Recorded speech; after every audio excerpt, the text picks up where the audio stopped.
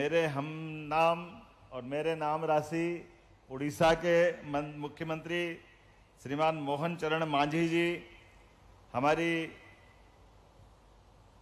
इस मंत्रालय की एमओएस मंत्री श्रीमती अनुप्रिया पटेल जी, माननीय खनिज मंत्री उड़ीसा संपत चंद्र जी, अध्यक्ष फिक्की प्रभुदास जी, दीपक मेहता जी, क्लोएस जी, निखिल जी, मंच पर उपस्थित सभी माननीय अधिकारीगण और आप सब,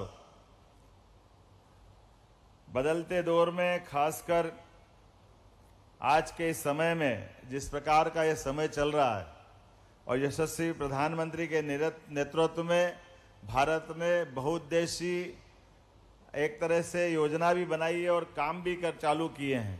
और यही कारण है कि 2014 के बाद भारत कहाँ 11वें नंबर की अर्थव्यवस्था पे था और ये 2023 आते आते भारत 5वें नंबर पे आया है। और जिस प्रकार से अलग अलग प्रकार के सबने टारगेट तय किए हैं, खास करके मैं बधाई देना चाहूँगा भूपेंद्र भाई पटेल को, गुजरात का आपने अपना रिकॉर्ड बताया है और हमारे सभी प्रदेशों को समान रूप से आगे बढ़ने के लिए यशस्वी प्रधानमंत्री लगातार प्रोत्साहित कर रहे हैं। और जब से यशस्वी माननीय मंत्री नड्डा जी बने हैं, वो भी लगातार दोनों तरह से, यद्यपि उनके पास हमारे लिए और आनंद है कि उनका हमारा अपना संबंध भी अलग प्रकार का है, लेकिन विभाग के नाते से स्वास्थ्य मंत्रालय भी और इस मंत्रालय में भी समान रूप से मेहनत कर रहे हैं। इसलिए मध्य प्रदेश को लेकर के मैं कुछ बातें जरूर बताना चाहूँगा। मध्य प्रदेश में आज हमारे अपने बीना में भारत पेट्रोलियम पेट्रोकेमिकल्स की परियोजना 50,000 करोड़ की से अधिक की लागत का हमारे यशस्वी प्रधानमंत्री ने भूमि पूजन किया है और इस पे हमने काम चालू किया है।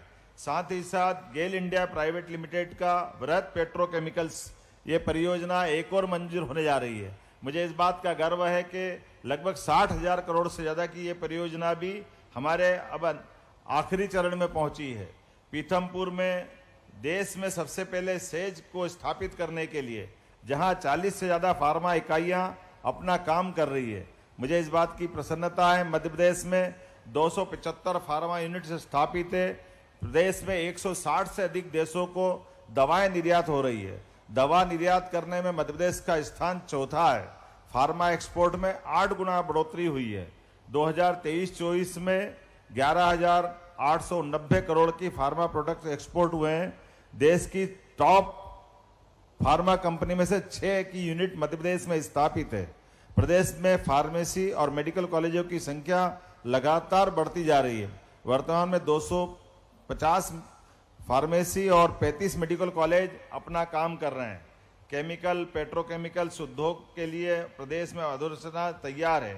रायसेन के जिले तामोट, ग्वालियर में बिलोवा में प्लास्टिक पार्क, रतलाम में वृहत फार्मा बायोटेक केमिकल जोन का विकास हो रहा है।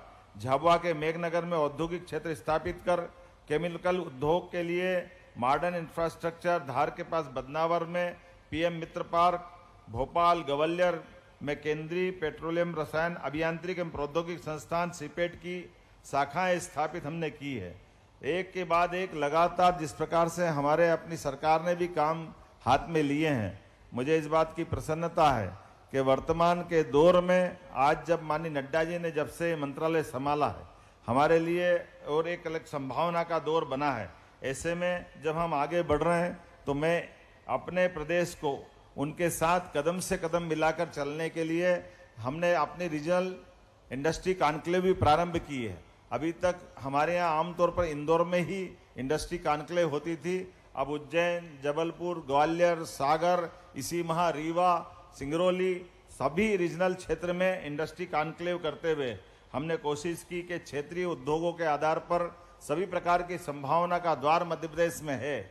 ऐसे में हमारे लिए ज़्यादा जरूरी हो जाता है कि हम अपने निवेशकों को आमंत्रित करें और निवेशकों को कि मध्य प्रदेश के अंदर जो सरकार के द्वारा दिए जा रहे अलग अलग प्रकार की सुविधाओं से भी उनको रूबरू कराएं।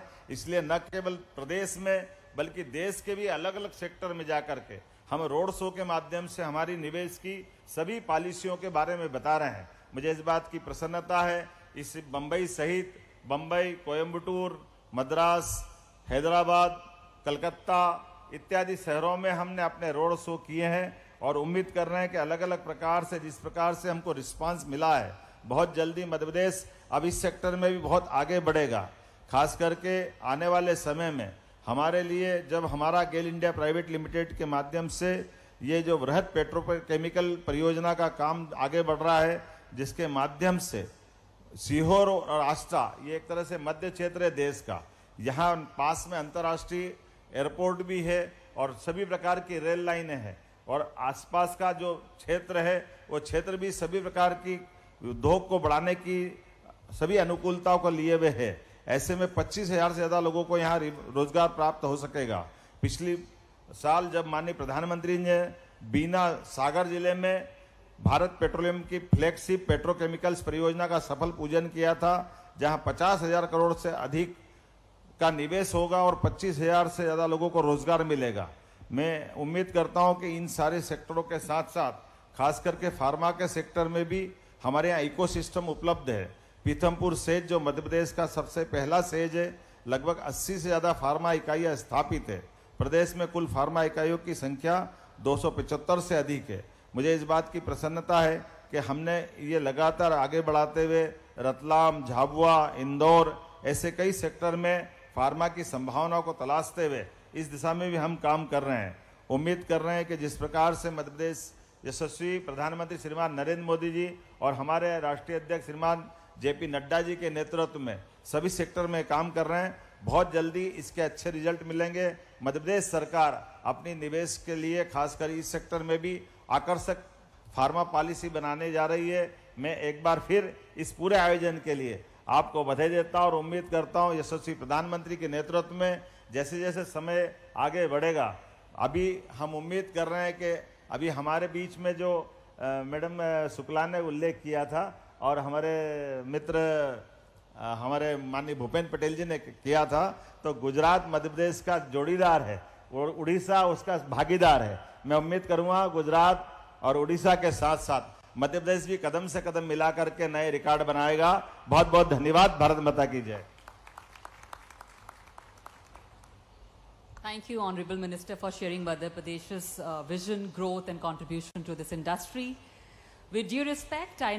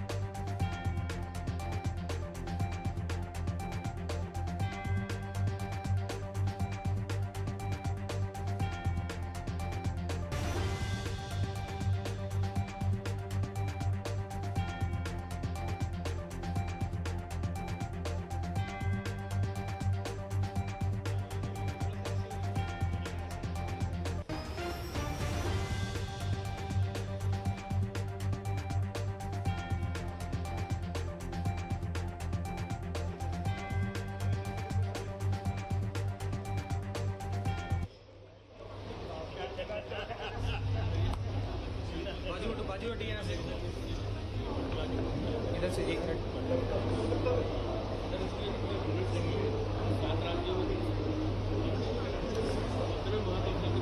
हमारे अपने जीवन में जिस प्रकार एक कृपा से एक अपनी उम्र लेकर आते हैं, ना हम इसमें कोई क्षण भर घटा सकते ना बढ़ा सकते।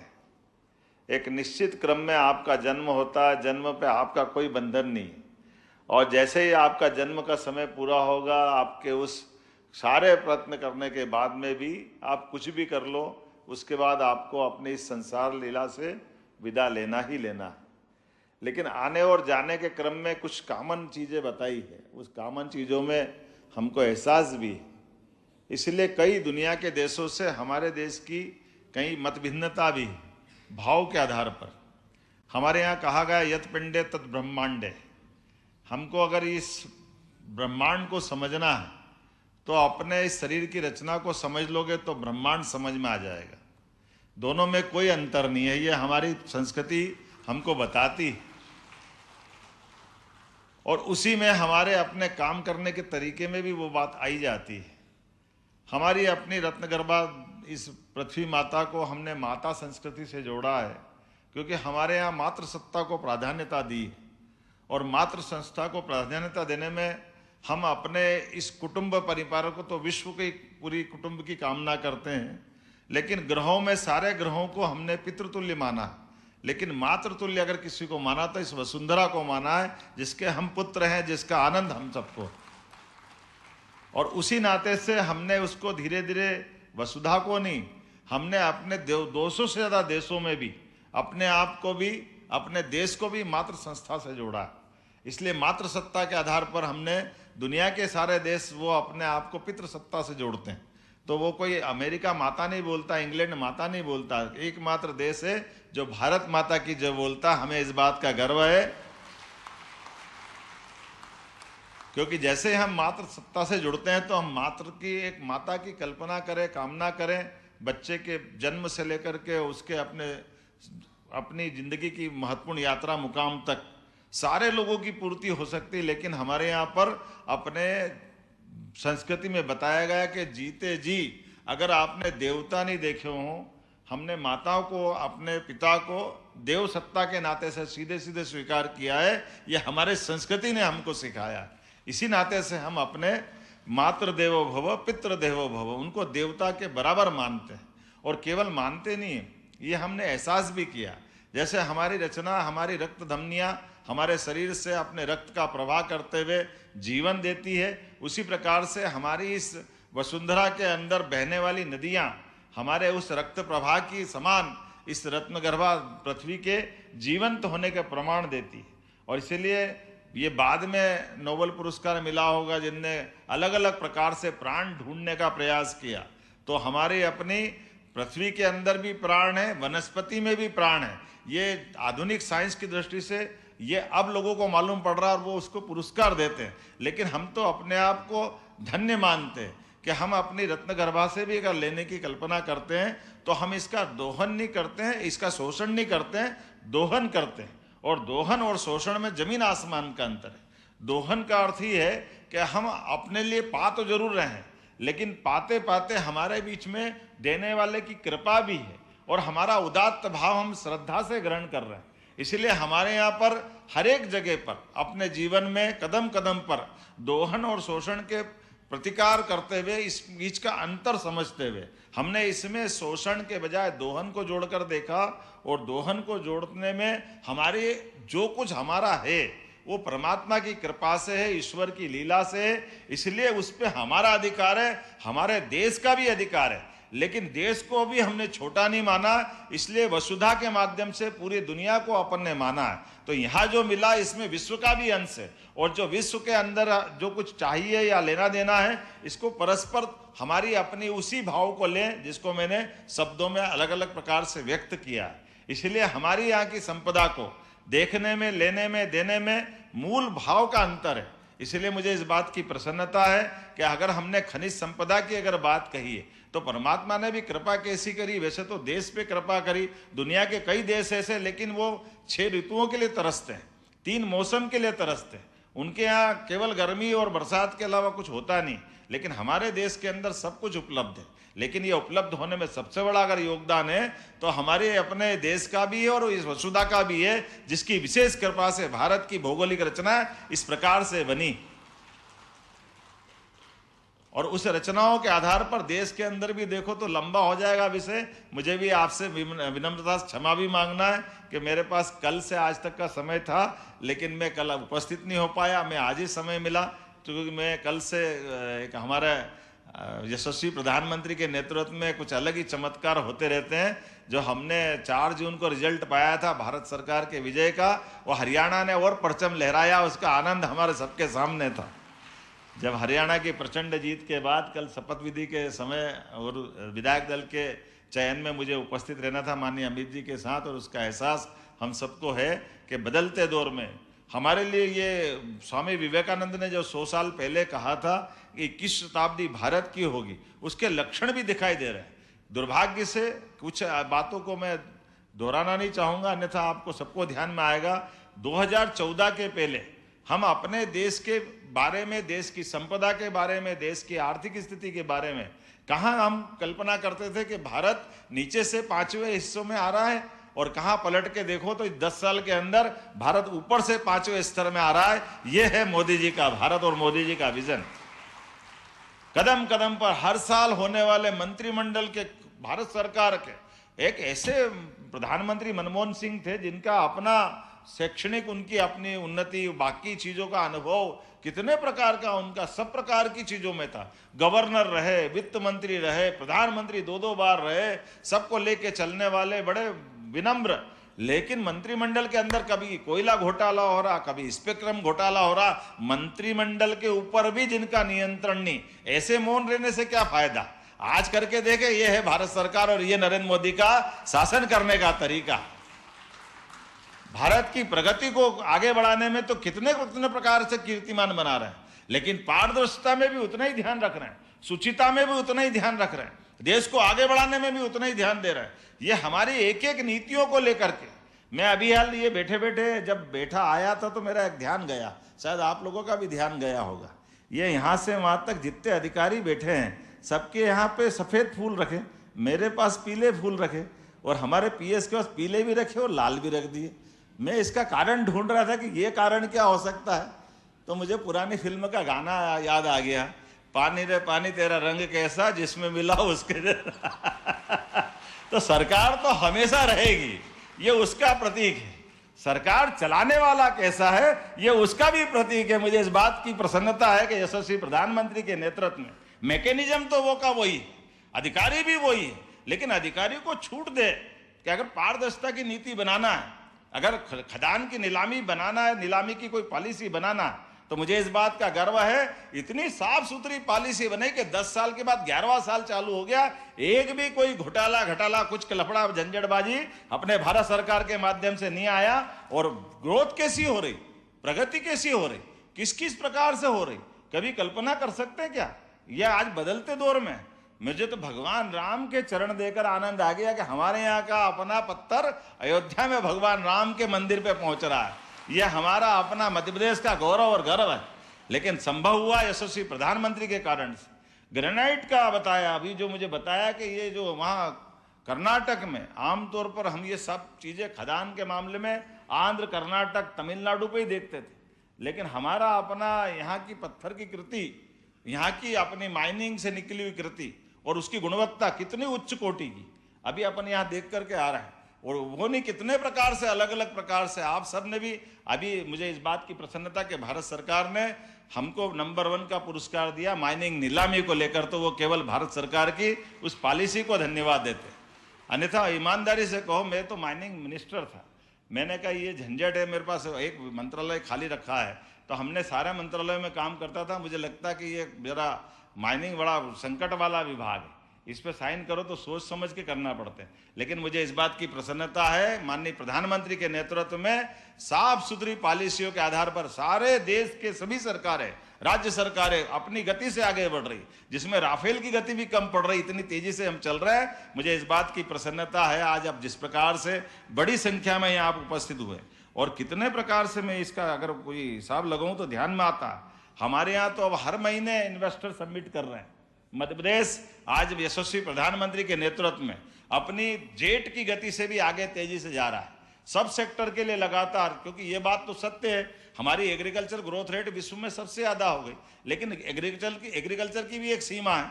लेकिन हमारी बाकी जो संपदा है, बाकी जो हमारी संसाधन की क्षमता है, उसको भी आगे बढ़ाने की जरूरत। और वो आगे बढ़ाने के लिए सभी सेक्टर के सभी प्रकार के लोगों के लिए सबको जोड़ के चलते हुए, सबका साथ सबका विकास, खाली बोलने के लिए नहीं, इसको करके दिखाने के लिए कि हमको हमारे यहाँ की जो बौद्धिक क्षमता है उनको काम मिलेगा, और हमारी जो खनन क्षमता है, हमारी भूगर्भ क्षमता है, उसके आधार पर मध्य प्रदेश में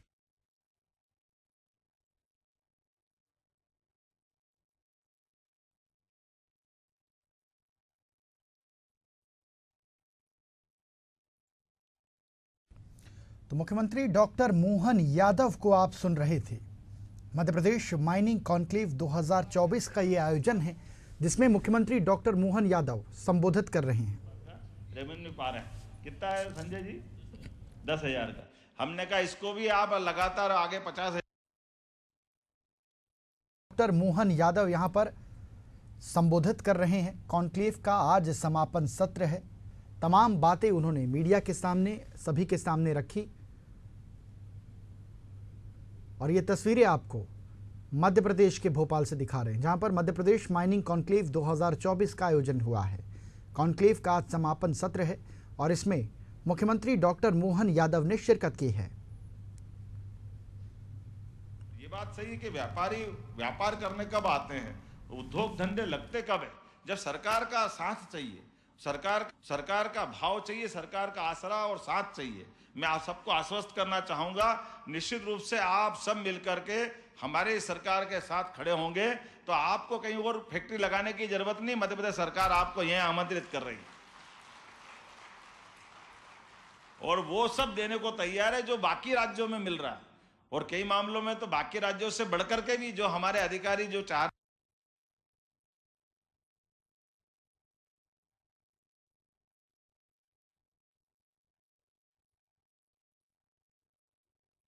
मुख्यमंत्री डॉक्टर मोहन यादव ने शिरकत की है। कुशाभाऊ ठाकरे सभागार में इस पूरे कार्यक्रम का आयोजन हो रहा है। मध्य प्रदेश एक नया इतिहास गढ़ रहा है, एक नए इतिहास की ओर मध्य प्रदेश, और उसी को लेकर इस कॉन्क्लेव का आयोजन कुशाभाऊ ठाकरे सभागार में इस पूरे कार्यक्रम का आयोजन किया गया है, जिसमें मुख्यमंत्री डॉक्टर मोहन यादव पहुंचे। सीधी मशीन लग करके अंदर से रेती निकाल करके नदी की धारा बदलती है। अब ये बदलते दौर में, पुराने जमाने में उस रेती से काम चलता होगा, अब तो समय बदल गया और अब तो समय भी और आगे बढ़ गया कि नीचे आपका कोई और अयस्क निकल रहा, ऊपर का रॉ मटेरियल से वही पीस दो तो ये बराबर हो गया, हमारे एमसेंट हो जाएगा। ऐसे ही तरीका है ना। ज्यादा समझता नहीं हूं, लेकिन जितना समझता हूं उस पर से ही बताना चाह रहा हूं। तो ये जो हमारे पास में आम के आम गुठली के दाम जो सुनते थे, वो यही तो है और क्या है। और वैसे तो मध्य प्रदेश में क्या नहीं है, मध्य प्रदेश तो इतना भाग्यशाली है कि हमारे यहाँ भी सोना बचा था तो सोने की भी खदानों का संकेत मिल रहा है। मध्य प्रदेश में सोना भी मिल रहा तो हीरा भी मिल रहा। और मेरे को आज तक समझ में नहीं आया कि जब वहां हीरा मिलता उस जिले का नाम पन्ना क्यों है। ऐसा लगता पन्ना भी कहीं से छिपा होगा। अभी पन्ना का नाम रहस्य समझ में नहीं आया है, क्योंकि मुझे बताया गया कि पन्ना अभी नहीं मिला है। ऐसे ही है ना, लेकिन नाम अगर पन्ना है तो कोई कारण होगा ही सही कि जहां हमारे पास जो जो चाहिए वो सब मिल रहा है। ऐसे में आज के समय पर खास करके हम सब मिलकर के, अब ये आज में मुझे बताया गया कि हमारे अपने लगातार अभियान जो चल रहे हैं कि मध्य प्रदेश के सभी प्रकार के उद्यमियों और इन्वेस्टर समिट से मध्य प्रदेश को अभी तक लगभग 2,45,000 करोड़ से अधिक के तो निवेश के प्रस्ताव हमारे सभी सेक्टर के आए हैं। अब 2,45,000 किसको कहते हैं। और अभी इसी महीने हमारे हर महीने एक रीजनल कॉन्क्लेव हो रही है और इसीलिए इस महीने की 23 तारीख को रीवा में होने वाली है। लेकिन अब तो देखो कमाल कैसा हो रहा है और माहौल कैसा बन रहा है। आज दोपहर में मैं माननीय पेट्रोलियम और खास करके हमारे ये केमिकल और फार्मा हमारे अपने मंत्री जो स्वास्थ्य मंत्री भी है, भाजपा के राष्ट्रीय अध्यक्ष नड्डा जी के साथ था। तो हमारी दो बड़े एक तरह से गेल और इसमें बीना वाले प्रोजेक्ट को लेकर के भारत सरकार के साथ पेट्रोकेमिकल का और बहुत बड़ी इंडस्ट्री आ रही है और ये भी बहुत बड़ा सेक्टर है उस सेक्टर के लोगों को आमंत्रित वहां दिन में कर रहा हूं और शाम के समय माइनिंग वालों के साथ बैठा। इससे अच्छा भाग्य किसी मुख्यमंत्री का ये आयोजन है और इसकी तस्वीरें हम आपको दिखा रहे हैं। मुख्यमंत्री डॉक्टर मोहन यादव ने यहां पर शिरकत की है। डॉक्टर मोहन यादव को आप सुन रहे थे। मध्य प्रदेश माइनिंग कॉन्क्लेव 2024 का ये आयोजन और इसकी सीधी तस्वीरें आपके टीवी स्क्रीन पर। सकता है क्या माध्यम से आपके काम करते करते कई लोगों के पेट आप पालते हो और प्रदेश और देश को आगे बढ़ाते हो, इसलिए उद्योगपति की ज्यादा बड़ी भूमिका है। मैं आपको धन्यवाद भी देना चाहूंगा। सरकारी नीतियों का पालन करते हुए पारदर्शिता के साथ सरकार चलाने का जो संकल्प है, इसमें सबका साथ, सबका विकास, सबका विश्वास, विश्वास शब्द बड़ा है। हम और आप मिलकर के जो हमारी व्यवस्थाओं की सीमा है, उन सीमाओं को बनाए रखते हुए सबका विश्वास बनाए रखें। और जब ये सब करेंगे तो सबका प्रयास होगा तो निश्चित रूप से हम सफल होंगे। मेरी अपनी ओर से आज मुझे बताया गया कि आज में हमारे पास कौन कौन सी अलग अलग प्रकार की, ये तो लगभग 10 से 11 हमारी अपनी कंपनियों ने निवेश के प्रस्ताव दिए। मैं खोल के तो नहीं बताऊंगा, समय कम है, लेकिन लगभग 20,000 करोड़ के अपने प्रस्ताव आज ही मिले। मैं बधाई देना चाहूंगा। हमारी ये 2 दिन की कॉन्क्लेव ये सफल हुई है। माइनिंग के प्लांट भी है, इंटीग्रेटेड स्टील प्लांट भी है, फेरो अलायंस भी है, कोल बेड मिथेन और कोल गैसिफिकेशन और खास करके ये बैतूल जैसे बेल्ट में और छिंदवाड़ा में भी, और लगभग 5,000 करोड़ का अकेला इसी में ये इन्विनायर पेट्रोडाइन लिमिटेड द्वारा है। और डालमिया ने सीमेंट प्लांट और क्या क्या, सबके लिए जोरदार ताली बजाओ। 20,000 करोड़ के जब आप साफ मन से, शुद्ध अंतर्मन से और अपनी भावनाओं से अगर परमात्मा से आशीर्वाद मांगते हो तो इसी प्रकार से सब क्षेत्रों में परमात्मा आशीर्वाद देता है। मैं आज के इस अवसर पर आप सबका पुनः वंदन करता हूँ, अभिनंदन करता हूँ और बधाई देता हूँ और उम्मीद करता हूँ कि ये क्रम आखिरी नहीं है। लगातार आप मध्य प्रदेश से ये प्रेम बनाए रखेंगे। आप सबका पुनः वंदन, अभिनंदन, बहुत बहुत धन्यवाद। बहुत बहुत धन्यवाद माननीय मुख्यमंत्री जी। आपने इतनी बारीक चीज़ों को भी देखा, समझा और हम सभी के सामने उसको बताया। अब मैं निवेदन करना चाहूँगी धन्यवाद उद्बोधन के लिए श्री अनुराग चौधरी जी, managing director Madhya Pradesh state mining corporation. माननीय मुख्यमंत्री जी के निर्देशन में प्रदेश में खनिज क्षेत्र में उत्पादन बढ़ाने और प्रदेश में ही खनिज आधारित उद्योगों की स्थापना करने के संबंध में मध्य प्रदेश शासन द्वारा 2 दिवसीय मध्य प्रदेश माइनिंग कॉन्क्लेव का आयोजन किया गया। इस आयोजन में सरकारी PSUs, निजी क्षेत्र के उद्यमियों और कंपनियों ने अपनी सक्रिय भागीदारी से इस आयोजन को सफल बनाया। इस आयोजन में भारत सरकार, खान मंत्रालय के प्रतिनिधि, भारत सरकार के सार्वजनिक क्षेत्र के उपक्रम, देश के अन्य राज्यों के प्रतिनिधि, निजी कंपनियों के प्रतिनिधि, देश के प्रतिष्ठित शैक्षणिक संस्थानों के विद्वान प्रोफेसर्स, स्टार्टअप के एक्टिव उद्योगपति एवं मध्य प्रदेश राज्य के विभिन्न विभागों के प्रतिनिधियों का मैं आभार व्यक्त करता हूँ। इस आयोजन को सफल बनाने